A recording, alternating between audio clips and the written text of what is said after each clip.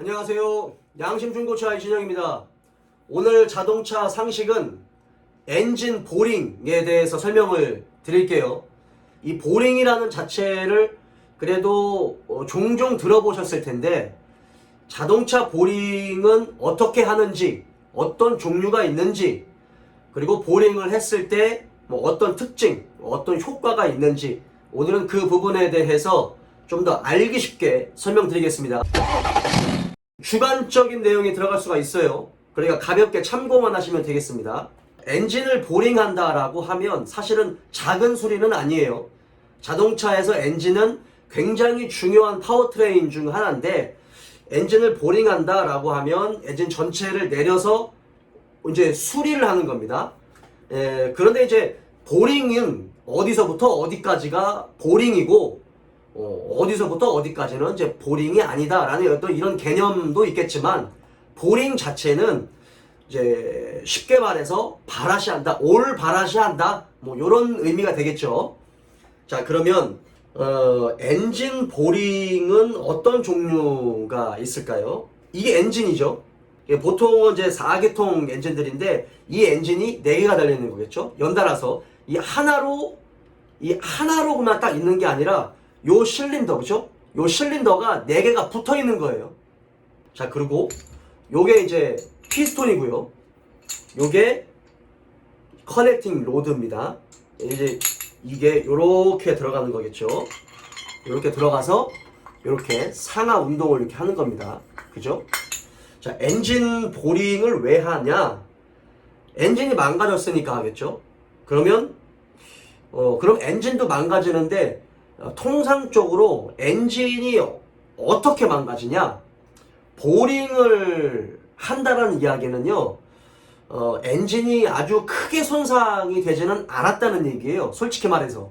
그럼 보통 엔진이 크게 손상됐다라는 이야기는 이제 피스톤이 뭐 요런 식으로 막 녹아져 버렸다든지, 아니면 피스톤이 반이 날아가 버렸다든지, 아니면 이 커넥팅 로드가 부러졌다든지, 부러지거나 막 휘어버리거나 이런 경우도 있고요.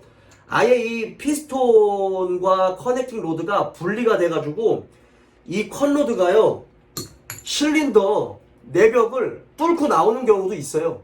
그랬을 때는 이 실린더, 엔진 실린더 자체가 완전히 파손이 됐기 때문에 이거는 보링할 수가 없겠죠. 이건 그냥 교환입니다. 새 걸로 교환하든 중고로 교환하든 교환을 해야 돼요. 그러면 보통 보링을 할 때는 어느 부위가 손상이 되냐? 여기 이렇게 보시면, 보실지 모르겠지만 제 손가락 보이죠? 요게 이제 실린더 내벽이에요. 안쪽에, 그쵸? 이 실린더 내벽이 스크래치가 납니다. 스크래치가. 지금 여기서는 어떻게 잘 안 보이실지 모르겠지만, 이게 실린더 이 내벽이 원래는 좀 매끈해야 되는데, 여기 지금 보이실려나 모르겠네. 이쪽 부분에 스크래치가 많이 났어요. 이쪽으로 이렇게 봐야 되나? 네, 이쪽 부분에 스크래치가 굉장히 많이 났습니다. 근데 얘를 손으로 이렇게, 손톱으로 이렇게 만져보면 솔직히 이게 아주 깊지는 않아요. 이걸 스커핑 현상이라고 부르거든요. 이 실린더 내벽이 긁히는 부분. 그래서 긁히면서 약간 홈이 파이겠죠? 조금씩 홈이 파이면서 그 홈이 파인 쪽으로 엔진 오일이 타고 올라가고, 그게 이제 점점 심해지면 피스톤 상부로 엔진 오일이 이렇게 올라가고, 압축 압력이 세고, 뭐 블로바이 가스가 많이 생기고, 소리도 딱딱딱딱딱 소리도 나고, 출력도 떨어지고, 그렇죠? 매연도 많이 나오고, 뭐 이런 식으로 되겠죠. 자, 그러면 보통 이 엔진 보링을 할 때는요, 사실은 엔진은 요 실린더까지가 엔진이에요. 이 헤드 부분 있죠? 헤드 부분은 사실 건들지는 않아요. 뭐 헤드 면을 치거나, 뭐 약간 뭐 뜯은 김에 뭐 헤드도 조금씩 뭐 손을 볼 수는 있겠지만, 보통 이제 보링을 한다라고 하면 헤드는 빼고 이렇게 실린더, 요걸 쇼트 엔진이라고 부르거든요.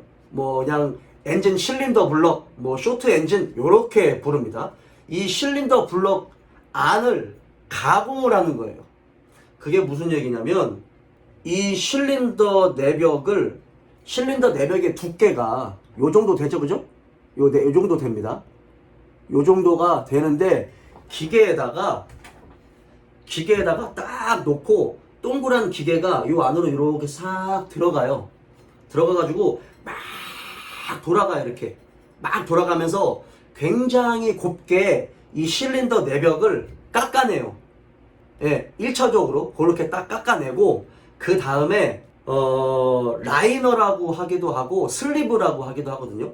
이게 슬리브를 끼는 거죠. 깎아낸 만큼 금속 재질로 된 뭐 알루미늄이든 일반 탄소광이든 알루미늄 합금이든 간에 그 합금 강으로 된 그 슬리브를 이쪽에다가 이렇게 끼는 거예요. 그게 뭐냐면 요렇게 쇠로 이렇게 말아가지고 얘를 이렇게 말어 깎인 만큼 이렇게 딱 집어넣는 거죠. 그죠? 이렇게 딱 들어가겠죠. 이렇게 슬리브가 깎인 만큼의 두께의 이 슬리브를 딱 여기다가 심어 넣는 거예요. 이렇게.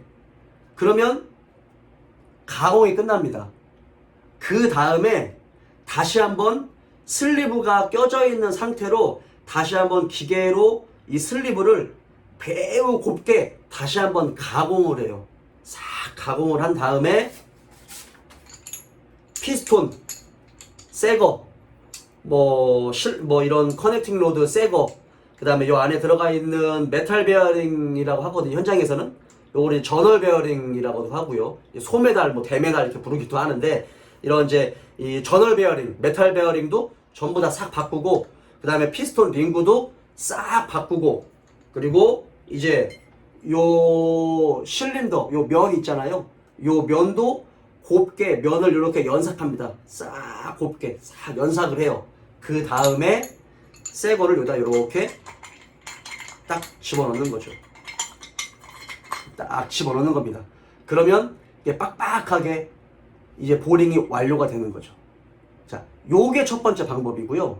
요게 지금 현재 진행하는 방법이 이 라이너나 슬리브를 딱 끼는 방법이 있어요. 그게 이제 슬리브를 건식으로 끼냐 습식으로 끼느냐 이제 그 차이가 있는 것 뿐이지 깎아낸 만큼 그 두께의 슬리브를 집어넣는다.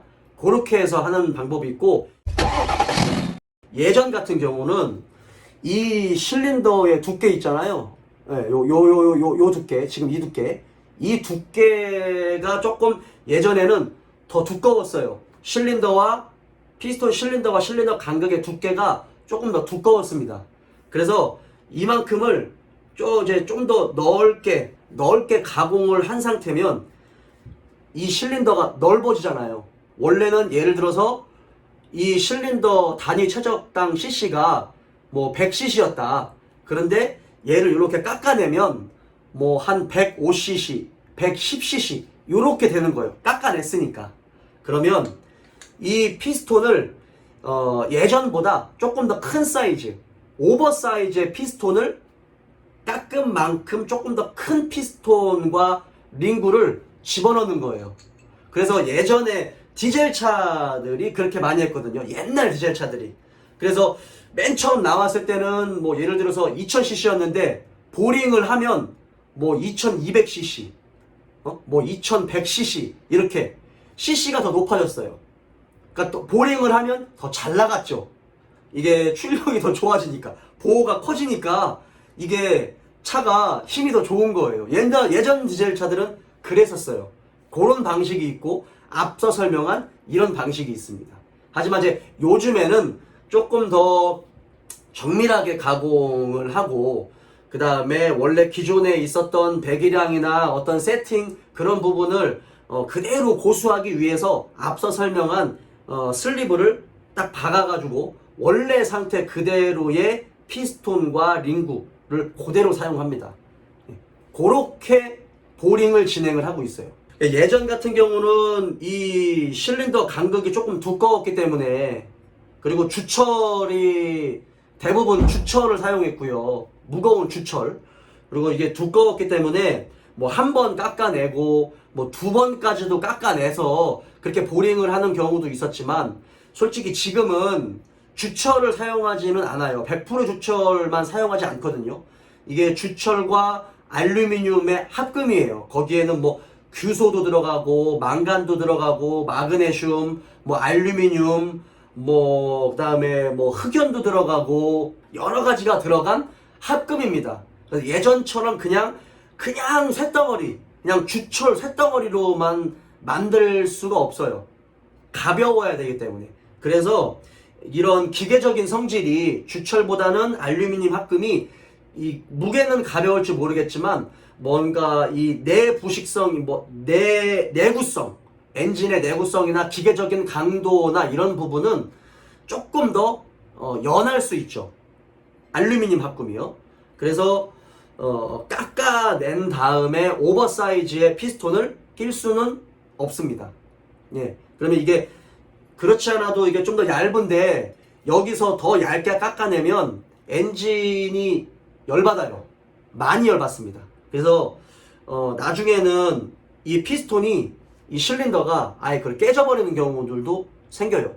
보링을 한다라고 하면 이런 피스톤도 새 걸로 하고 뭐 이런 컨로드 같은 경우는 고장이 나지 않았으면 사실은 그냥 사용하는 경우도 많아요.